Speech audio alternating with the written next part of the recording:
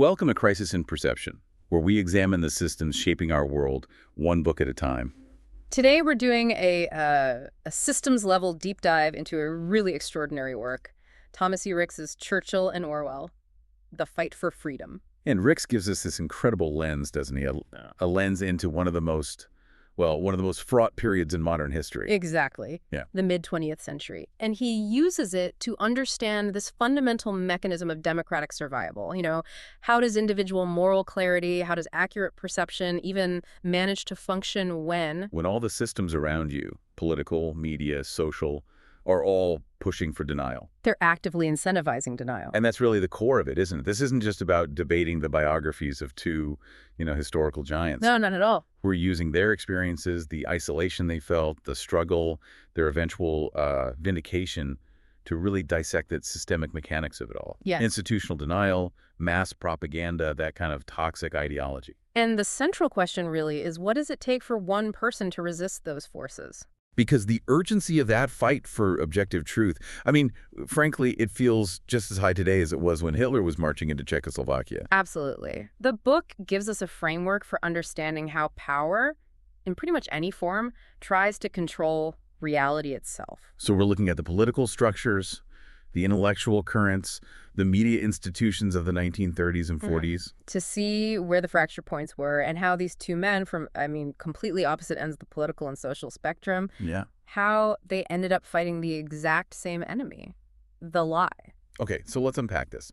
It probably makes sense to ground ourselves in the source material first and the author's expertise. Good idea. So Thomas E. Ricks. He's a Pulitzer Prize-winning historian and journalist. And crucially, his real expertise is in analyzing institutional failure, leadership, and war. Right. If you've read his other books, something like Fiasco or The Generals, you know he is just. He's ruthlessly effective at diagnosing how these huge, powerful organizations, especially military ones, suffer from these self-imposed blind spots.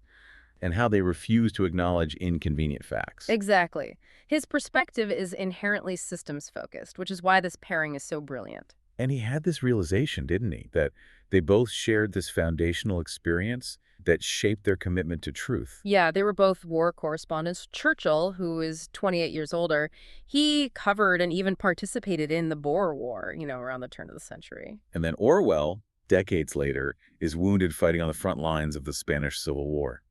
That firsthand experience of conflict, of chaos, it seems to have just hammered into both of them this fierce commitment to observing reality, not ideology. It makes sense. When you're on a battlefield, the facts of geography, logistics, enemy intent, those are life and death matters, right? Right. Ideological wish fulfillment gets you killed. Which leads us right to this unlikely pairing, because on paper, they are they're comically different. Oh, completely. You have Churchill, the flamboyant, aristocratic, extroverted politician. He was obsessed with the pageantry and, the maintenance of the British Empire. He was born into the establishment. He thrived in it. He saw life through this historically romantic lens. And then you've got Eric Blair, George Orwell, the introvert, the intensely ascetic writer, profoundly socialist, who literally condemned the very empire that Churchill held so dear. Yeah. Orwell used his time as a colonial police officer in Burma as a kind of penance, didn't he? Diving into the life of a tramp, into the working class, just to find something authentic. He was deliberately anti-establishment. And their styles were just worlds apart. A cabinet colleague once grumbled that debating Churchill was like arguing with a brass band. Chuckles, I can imagine. His prose was like stained glass, vibrant, colorful, steeped in history. Orwell, on the other hand, was phlegmatic, introverted. He valued transparency above all else. His famous line, right? Good prose is like a window pane. Exactly. He wrote based on small, hard facts. And yet, Ricks argues that despite these, profound differences, a defender of empire on one hand, a socialist critic on the other, their overriding priority was identical. An unwavering commitment to human freedom. They both recognized that the greatest threat to that freedom came from the state wielding absolute intrusive power. So the book really zeroes in on their key overlap, that crucial period of the 1930s and 1940s. The era of the great questions. Right. How do you deal with these overwhelming existential threats? Hitler and fascism, Stalin and communism. And they both saw that the key issue wasn't just, economic hardship or military might. It was about how to preserve the liberty of the individual when the state was becoming so powerfully intrusive into every single aspect of private life. The threat wasn't just repression. It was, as Ricks puts it, the risk of state murder. The mass violence that's enabled by total state control and the destruction of objective truth. The historian Simon Schama called them the most unlikely of allies in stopping that from consuming the world. Which brings us right to the central thesis that's going to drive our analysis today. Lay it out for us. Ricks argues, and I think we'd agree, that democratic survival depends not just on formal institutions or constitutions or military force, but fundamentally on individuals. Sometimes just a handful of them. Exactly. Yeah. Individuals willing to perceive reality accurately and speak uncomfortable truths, especially when the systems all around them, political, media, intellectual, are incentivizing denial or delusion or just silence. This isn't just a political insight. It's psychological, it's sociological. Systems, large groups, mass movements, they often prefer the comfortable lie to the painful truth. Which is why Orwell's Ultimate Declaration just summarizes the entire project. If liberty means anything at all, it means the right to tell people what they do not want to hear. He was fighting for the right to state facts, no matter how politically ruinous or socially costly they were. And that pursuit of fact is where we can really start our deep dive into the core ideas of the book. All right, let's start with Churchill. His long, lonely battle against the prevailing system of the 1930s. And the context here is absolutely essential. Appeasement. It wasn't just a policy, was it? It was more like the default intellectual and psychological operating system of the British establishment. That's a great way to put it. Most political leaders and the public were just exhausted by the memory of the Great War. They believed liberal democracy was simply too tired to fight again. So they favored the shrewd move of making these pragmatic concessions to Germany. And Ricks just brilliantly dissects this as a systemic failure of perception. The entire policy of appeasement rested on a fundamental self-delusional misreading of Hitler. It required the establishment to have faith in his sanity, his trustworthiness, his limited objectives. The Prime Minister, Neville Chamberlain, he privately stated that Hitler was a man who could be relied on when he had given his word. It's just astonishing to hear that. Now, that wasn't just a mistake. It was the systemic denial that Churchill fought against almost single-handedly for years. Yeah. He was the only major politician consistently sounding the alarm about German rearmament and the inevitability of war. And what was his reward for this clarity? Marginalization. He was locked in the political wilderness, effectively exiled from power. The system saw him as this over-talented outsider. Too unpredictable. Too unpredictable, too unconventional. And he had this energy that the tired establishment was frankly afraid of. Yeah, I remember the quote from Herbert Samuel, a prominent liberal. He compared Churchill on defense policy to a Malay running amok. A wildly racist but very telling smear. It implies he was just uncontrollably erratic. So the system actively punished him for having moral and perceptual clarity.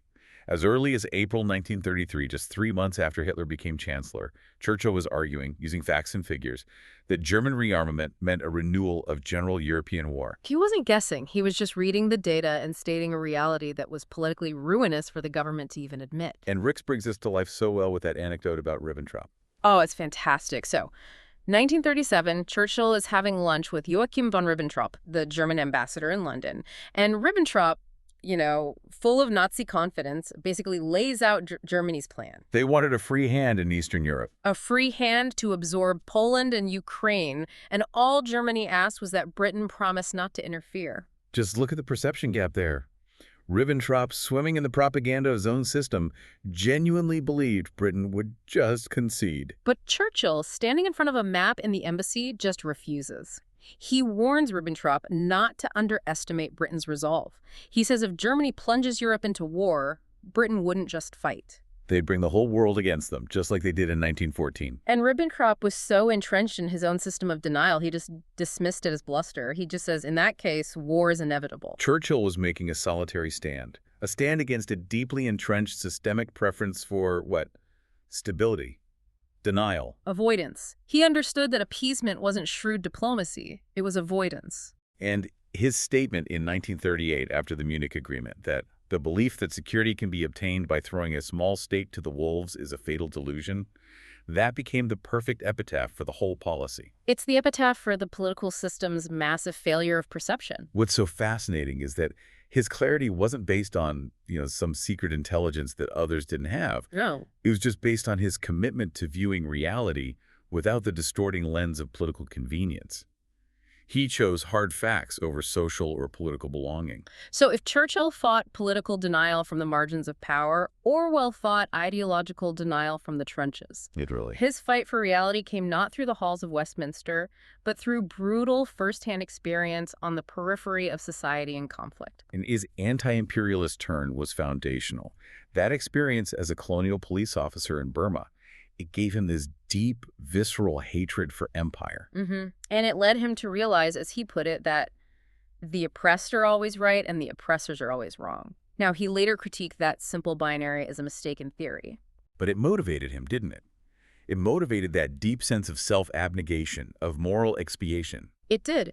And that expiation meant purposefully immersing himself in the filth and hunger of the poor in Paris and London. You see it in Down and Out in Paris and London. He was seeking to understand the gritty, vulgar world of just surviving, the existence of the majority of people that the political classes just ignored. And this just reinforced his absolute devotion to writing based on small, hard facts.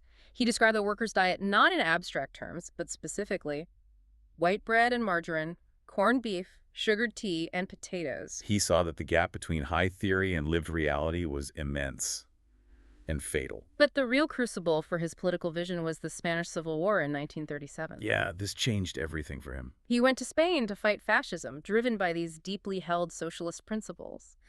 But the shock of the experience came when he found himself being hunted not by fascists, but by communists who were allied with the Soviet Union. And that experience just fundamentally reshaped his entire political perspective.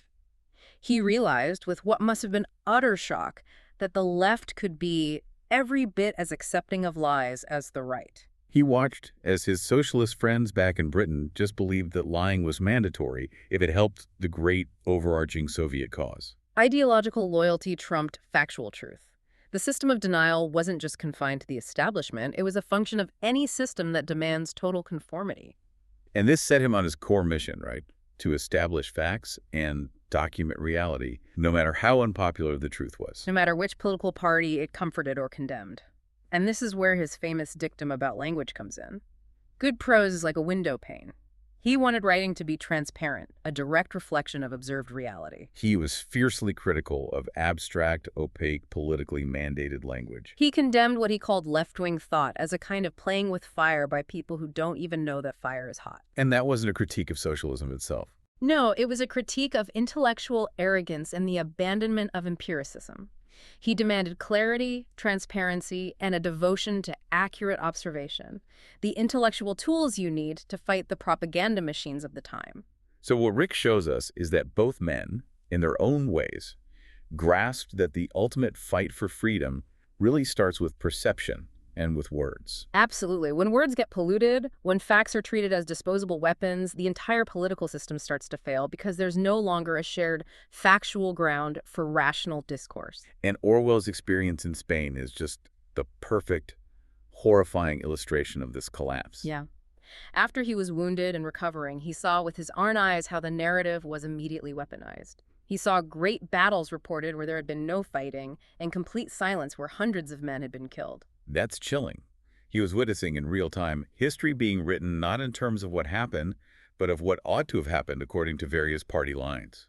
The past was being engineered to fit the political necessities of the present. And if you control the historical record, well, you control reality. Meanwhile, Churchill, operating in the political arena, he focused on this problem through the institutional language of government. Right. He waged this continual war against verbosity in official documents. Because he recognized that sloppy or ornate language rarely reflected clear thinking. And often masked sloppy, dishonest, or just lazy policy decisions. Good, clear writing meant accountable, clear policy.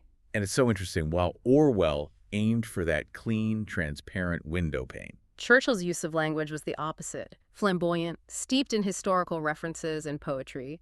He compared his style to stained glass, But they were fighting the same fight with different weapons. Exactly. Churchill's flamboyant, deliberate rhetoric wasn't about being obscure. It was about moral clarity. It was about rallying a nation that, by 1940, had been intellectually softened and emotionally numbed by years of appeasement and euphemism and denial. He needed a style that was bold and persistent enough to cut through that deep-seated numbness. He was giving them not just information, but the moral vocabulary to resist. When he gave those powerful speeches, he was essentially teaching the nation how to think about the true stakes of the conflict, reminding them this was a war to establish on impregnable rocks the rights of the individual. And it is a war to establish and revive the stature of man. His words were acts of moral resistance. And this brings us to where Orwell's warning about totalitarianism, especially in 1984, becomes this profound system analysis. It does. The state's control isn't just negative, telling you what you cannot do or think. It's positive. It dictates what you shall think, feel, and remember. It aims to govern your entire emotional and historical life. And the core mechanism for this positive control is the memory hole. The continuous alteration of the past and the ultimate demand for a disbelief in the very existence of objective truth. The past, the present, the future, they all become functions of state power. So if reality is just whatever the state says it is on a given Tuesday, then accountability vanishes. Resistance becomes literally impossible. There's no shared factual ground for dissent.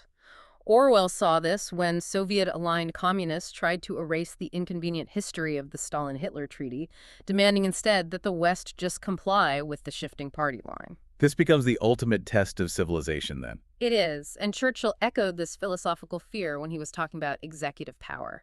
He said the power of the executive to cast a man into prison without charge is in the highest degree odious, and it is the foundation of all totalitarian governments. He argued nothing can be more abhorrent to democracy than to imprison a person or keep him in prison because he is unpopular. This is really the test of a civilization. So the foundation of liberal democracy rests on two things: a shared objective reality and due process. If you lose either one, the system just spirals. Which is why Ricks highlights Winston Smith's Revolutionary Act in 1984. It wasn't a physical confrontation or an economic strike. It was the simple, mundane act of accurate observation. Writing in his diary the ultimate truth. Freedom is the freedom to say that 2 + 2 make 4. If that is granted, all else follows. And that, in essence, is the cornerstone of classical British empiricism, the philosophy of Locke, Hume, and Mill. Precisely. If you lose the right to trust your own senses, your own eyes and ears, you lose the ability to reason, and with it, your freedom. Orwell understood that the totalitarian state fails at technological progress because it destroys the empirical habit of thought. If facts are constantly shifting to suit power, scientific and intellectual truth cannot survive. So just staying sane and documenting the facts becomes the most subversive and revolutionary act. It is, because it attempts to preserve the continuity of reality. The system wants to gaslight you into complicity. The simple act of observing and recording, like Churchill did with his intelligence reports and Orwell did with his essays, is a denial of the system's power to define reality. As Orwell put it, Winston was a lonely ghost uttering a truth that nobody would ever hear. But so long as he uttered it, in some obscure way, the continuity was not broken. Now, let's look at the ultimate trade-off that Ricks explores. This choice between freedom and happiness. Because the system often prefers the happiness of self-delusion, doesn't it? The avoidance of hard facts over the freedom of recognizing painful realities. Orwell captured this perfectly in 1984. He observed that the choice for mankind lay between freedom and happiness, and for the great bulk of mankind, happiness was better. The implication is profound. People will often choose comfort, stability, and avoidance over the disruptive, painful, often socially isolating pursuit of truth. And this is the crux of why moral resistance is essential for democracy. Both Churchill and Orwell embodied the necessity of dissent, the right to distrust the power of the consensus. And the need to assert that high officials, or beloved political ideologies, might be profoundly wrong. They never lost sight of the value of the individual, including, as they said, the right to dissent from the majority, the right even to be persistently wrong. And that persistence is so costly. The system rewards conformity and convenience. To be an outlier like Churchill, insisting on facts that ruin the party atmosphere of appeasement. Or like Orwell, criticizing the very ideology that defines your entire social group. It requires a level of courage that is just so rare. It's a self-imposed marginalization in pursuit of a greater good. And we really have to dwell on that cost. Most people, in their professional or social lives, they understand the implicit contract. Don't disrupt the narrative or you will be punished. Churchill endured years of political exile, labeled as reckless and unreliable. Orwell endured poverty, being shot, and being labeled a traitor by his own political allies. They paid a massive personal price to maintain their clarity. Let's shift our analysis entirely now and map this fight for reality onto the actual structures that Ricks identifies. Okay. Appeasement wasn't an anomaly. It was a policy driven by deeply rooted systemic incentives among powerful actors. Okay, let's start with the political elites. Chamberlain and his allies were incentivized by this desperate desire for stability. Coming off the catastrophic loss of life in World War I and the economic ruin of the Great Depression. Exactly. And they rationalized appeasement based on perceived military weakness, the fear that Britain was simply not ready to fight again. Chamberlain's logic was, as a realist, I must do what I can to make this country safe. So the incentive was to maintain the peace, even if that meant ignoring clear facts about Hitler's expansionist aims. And they feared Churchill's energy and his unconventionality because his truth-telling threatened their carefully constructed system of stability and denial. Yeah, when the system is built on sand, the last thing it wants is someone pointing out the tide is coming in. Next, look at media institutions. The Times editor, Geoffrey Dawson, was a key systemic actor in maintaining this denial narrative. He vigorously supported appeasement and actively suppressed news or commentary that might undermine the policy. Right. When the question arose of bringing Churchill back into the government, Chamberlain resisted, telling Dawson that he had no intention of being bounced into taking back Winston. Which shows an institutional preference across government and the powerful press for a compliant, stable narrative. They prioritized the political goal piece at any cost over objective reality, which was Hitler's clear intent. The denial was a coordinated effort, not just a series of individual mistakes. And finally, you have the public and the intellectuals. Ricks notes this narrow but strong strain of sympathy for fascism that ran through the English aristocracy. There's that diary entry from Harold Nicholson. Yeah, where he recorded that 3 young lords at his club agreed they would prefer to see Hitler in London than a socialist administration. For them, the system of capitalism and social order was more important than democratic freedom itself. And on the left, the incentive was different. It was ideological loyalty and social belonging. The powerful desire for group cohesion and moral certainty meant that many intellectuals embraced Soviet ideology, believing that lying was mandatory if it helped the Soviet cause. That psychological incentive, the need to belong, the desire to feel morally superior or certain, it made factual truth negotiable. And this is exactly the kind of intellectual ground that Orwell fought hardest to reclaim, because he saw how this desire for cohesion just destroyed the autonomous, truth-seeking individual. So to maintain this systemic denial, actors deploy these powerful narratives that rationalize complicity. And the first is false neutrality, which works by minimizing the unique threat of absolute evil. This narrative provides cover for morally uncomfortable choices, doesn't it?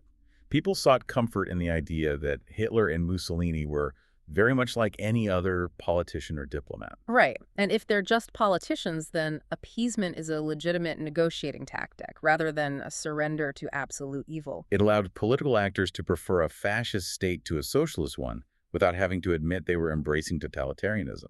And look at the language the system used to sanitize its choices. Lord Halifax, the architect of appeasement, described pressuring Czechoslovakia to concede territory to Hitler, a truly shameful act, as a disagreeable business, which had to be done as pleasantly as possible. That uneasy, passive sentence just perfectly captures the desire to sanitize complicity and frame the surrender as some kind of necessary, unpleasant managerial task. The second narrative they deployed was inevitability. The fatalistic idea that resistance was futile, so surrender was the only realistic option. Yeah. Charles Lindbergh, the famous isolationist, told Harold Nicholson that Britain cannot possibly fight, since we should certainly be beaten. This narrative removes agency. If the outcome is inevitable, why bother fighting? It encourages passivity and allows the public to avoid the painful duty of preparing for war. Churchill's fight against appeasement was, at its core, a fight against that narrative of inevitability. So this cycle of systemic failure runs through a dangerous feedback loop that Ricks maps out. It begins with denial. Naturally. where inconvenient facts, like Churchill's detailed data on German rearmament, are ignored or suppressed because they're politically disruptive to the desired narrative of peace. But denial can only be sustained if the threat is actively normalized. So denial quickly leads to normalization. And we see this in the astonishing example of the British soccer team's actions in Berlin in 1938. Oh, this is incredible. The team played a match before 100,000 people. And the system, the British Foreign Office, then led by Lord Halifax, explicitly requested that the players give the Nazi salute during the German national anthem. That is just an astonishing level of complicity. The system was actively directing British citizens to participate in normalizing the very regime they claimed to oppose. It wasn't just a political misstep. It was the institutionalized surrender of moral boundaries. It was blurring the lines between democracy and totalitarianism in the name of political expediency. And normalization inevitably leads to escalation. The Munich Agreement, where Chamberlain gave in to all of Hitler's demands, was the peak of this folly. It proved Churchill's warning about the fatal delusion. And Hitler responded immediately with aggression, precisely because the system had signaled weakness in compliance. Right. We saw Kristallnacht in November 1938, marking the true beginning of state-organized mass violence against Jews. Followed by the invasion of the rest of Czechoslovakia in March 1939. The policy meant to secure peace in our time only guaranteed war on worse terms. And we should address the revisionist argument here, that Chamberlain was just buying time for Britain to build up its military. Rix dismisses this thoroughly. While Britain did improve its air defense, Hitler also gained enormously. He took Austria's gold reserves and, crucially, Czechoslovakia's massive arms industry. And besides, Chamberlain never acted or communicated as if buying time was his aim. He genuinely believed he had achieved lasting peace. The system of denial prevented him from making rational wartime preparations. So the lesson Rix draws is vital for understanding systemic behavior. The system does not tolerate challenges to its core narrative of denial. It has to first silence or discredit the voice of truth. Churchill was marginalized, derided, and locked in the political wilderness until May 1940, when the system was facing total collapse. He was called loose, flighty, unreliable, even mad. Hitler himself publicly attacked Churchill by name, calling him a force for war. The system used social and political labels to isolate him, to make him a pariah. And Orwell faced even harsher reprisals for speaking truth against the prevailing ideology of his own social circle. He was actively hunted by communists in Spain, indicted for treason and spying, and forced to flee the country. And when he got back home, the official left just rejected him utterly. The mechanism of dismissal was so effective and so socially devastating, he was dismissed as that Trotskyite with big feet. And why was that label so potent? Because in the polarized intellectual environment of the 1930s, calling someone a Trotskyite, a communist who opposed Stalin, was the ultimate ideological smear. It meant you were a traitor to the revolution, untrustworthy. And certainly not to be associated with. The big feet was just a personal insult layered on top of the ideological attack. So the system's first strategy is always to discredit the source of the truth, rather than debate the facts. It uses partisan or social labels, mad, Trotskyite, to ensure the dissenter is marginalized long before the facts eventually vindicate them. And as Rick shows, that vindication might only come after tremendous personal cost, and often only when the system has collapsed entirely. Churchill's triumph only came when Britain was facing imminent invasion. Okay, let's connect this mid-century crisis to our own time. Because the systems of denial, the techniques of control, the language manipulation that Churchill and Orwell fought, they feel profoundly relevant today. And operating with technological enhancements they could scarcely have imagined. Let's start with the modern media ecosystems and surveillance. Orwell's vision of the all-intrusive state, specifically the universal surveillance conducted by the thought police using telescreens that simultaneously transmit and receive, it is just chillingly prophetic. It perfectly foreshadows the rise of the intelligence state, especially in the post-9/11 era. Universal surveillance, the quiet compilation of dossiers using metadata. The information about who, when, and where. It's standard practice now.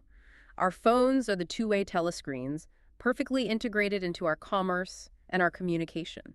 And the book's ideas resonate globally. I mean, think of the real-world manifestation of the Big Brother mindset in the 2014 upheaval in Ukraine. Right.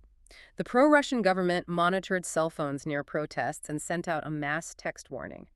Dear subscriber, you are registered as a participant in a mass disturbance. That opening dear is just masterful in its bureaucratic cruelty. It is. It's the voice of the cold, intrusive, technologically omniscient state informing you that your existence has been logged, categorized, and judged, all without any need for human contact or due process. It perfectly captures Orwell's vision of technological control being used for psychological compliance. And the permanent warfare aspect of 1984 resonates too. Orwell noted that Winston couldn't remember a time when his country was not at war. And for many young adults today, the war on terror, or these perpetual technologically driven conflicts, feels like a constant backdrop.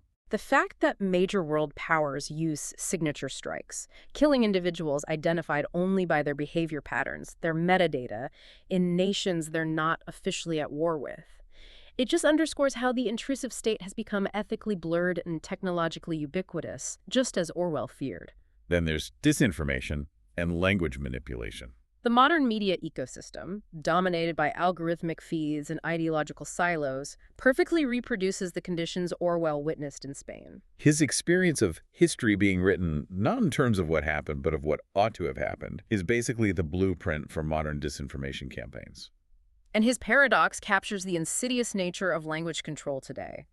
All propaganda is lies, even when one is telling the truth. And what that highlights is that state control aims not just to misinform on one point, but to destroy the very concept of objective reality. Exactly. If you destroy the public's ability to trust any source, then the only remaining truth is the one sanctioned by power. It completely destroys accountability. Which brings us back to that tension between moral clarity and social acceptance. Orwell was shocked that his peers thought lying was mandatory if it helped the Soviet cause. And that structural pattern just repeats constantly in the age of polarization, where ideological loyalty, whether it's partisan or social, so often trumps factual accuracy. When people prioritize the comfort of group belonging over what their own eyes and ears are telling them, The autonomous individual is ceasing to exist. They are choosing the systemic lie over personal freedom, just as the system of appeasement demanded in the 1930s. and Ricks makes the connection beyond just government. Orwell didn't fully foresee people becoming slaves of corporations. But rather products, data resources to be endlessly mined and peddled elsewhere. He would have been a powerful critic of how the internet, initially hailed as this great mechanism for individual expression, can also be harnessed for hyper-efficient surveillance and commerce. Functioning as that two-way telescreen in 1984, always watching, always recording. This leads to that famous debate, doesn't it? Did Aldous Huxley, with his vision of control by pleasure in Brave New World, or Orwell, with control by pain in 1984, get the future more right? And Ricks argues forcefully that this is a false distinction. It's a systemic red herring. It's not an either, it's a necessary combination.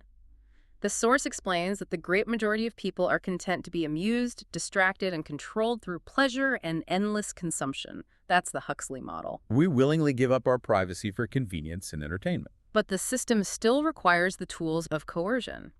Suppressing the dissident minority, the people who actually possess the moral clarity to fight the system and tell uncomfortable truths, that requires the harsher methods of the Orwellian state. Surveillance, marginalization, character assassination, and potentially outright force. And this combination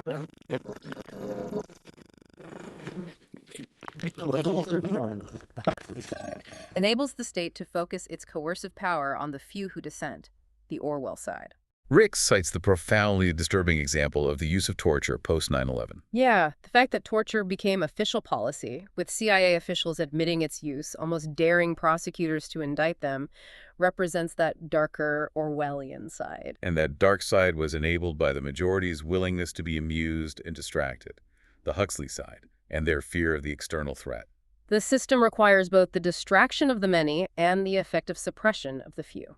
Let's anchor this deep dive back to the core themes of crisis and perception, how systems manipulate power, perception, and accountability. Well, the power of a functioning system of denial is that it deflects blame and obscures responsibility. Appeasement was the perfect example. Political elites could pass off the blame for the inevitable war onto the supposed inevitability of Hitler's rise, or onto the supposed military weakness of Britain. Rather than admitting their own fatal failure of will or perception. The system offered an alibi. We tried, but it was unavoidable. This narrative of inevitability is just essential for obscuring responsibility. And similarly, in the fictional world of 1984 and the terrifying reality of the Soviet Union, systems obscure responsibility by constantly revising history via the memory hole.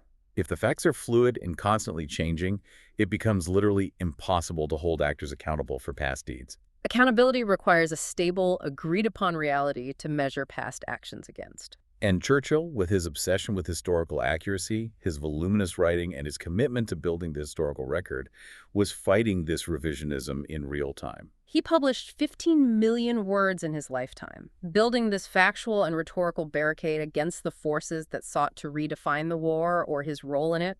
His writing was an act of preserving objective truth for posterity. We have to internalize this understanding that the cost of truth-telling is paid in social currency. Absolutely. When there is mass coordination around a comfortable lie, to speak the truth is to choose social ostracization and political marginalization. Churchill had to endure years in the wilderness.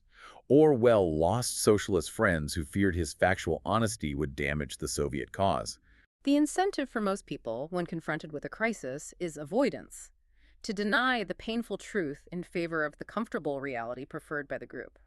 Ricks identifies avoidance as the very essence of appeasement, a way of not dealing with the matter, of sidestepping some hard, inevitable facts. Most people practice avoidance because they fear the short-term social cost of being wrong or marginalized far more than they fear the distant, abstract consequences of the lie. The accurate view is almost always a lonely minority position at the outset. I mean, think about that interaction Orwell had with the young pacifist in the Café Royal during the Blitz. The youth, steeped in denial, assured Orwell there would be a compromise peace. And when Orwell pointed out the Nazis would execute writers like them, the artist just responded, that would be just too bad. The denial was absolute. It was a psychological defense mechanism that had utterly replaced moral and political calculation. And finally, Ricks forces us to examine the moral system here.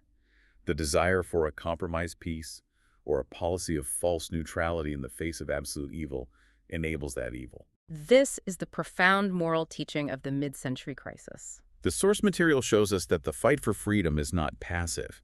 It requires action and moral clarity. Churchill and Orwell were active, whether through decisive political leadership or through precise observation and writing. In the face of totalitarianism, neutrality is not a moral option. It's complicity. The defender of liberal democracy requires sustained moral resistance. Which is why Churchill's sheer obstinacy in 1940 was so vital. When Lord Halifax favored seeking peace talks with Germany, arguing England's position was stronger while France was still fighting. Churchill's refusal to surrender was based on profound moral resolve, not just strategic calculation. And critically, it was the Labour members of his new cabinet, Clement Attlee and Arthur Greenwood, who backed him against the old appeasers and the establishment elite. Which reinforces the idea that moral clarity often crosses traditional partisan lines and requires the individual to put principle before political expediency or social comfort. The system was broken, the individuals had to mend it. So Ricks's work helps us see that democratic resilience hinges not on the inevitable tides of history, but on the individual's commitment to objective reality and courage. There is a long, direct philosophical line from Aristotle and Locke, who believed objective reality exists and must be perceived accurately, straight to Churchill and Orwell, who fought to preserve that right. Churchill provided the physical and political conditions for the post-war liberal West by refusing to lose the war in 1940. He ensured the British system survived the physical onslaught. Even though he later lost the election, his role was, as one historian put it, the one who did not lose it. And Orwell provided the intellectual conditions. His legacy instructs people on how to be wary of the numbing rhetoric of government, the pervasive official surveillance, and state intrusion into private life. He showed that staying sane and documenting the facts is, in itself, a revolutionary act. He left us the vocabulary newspeak, big brother, thought crime, to recognize these mechanisms when they arise. Ricks provides us with this image of two giants, one from the top of the pyramid, one from the bottom, both fighting the systemic disease of the lie. We should remember Orwell's final published words, praising Churchill. One has to admire in him not only his courage, but also a certain largeness and geniality which comes out even in formal memoirs. They both helped establish the political and intellectual foundations for the prosperous post-war world.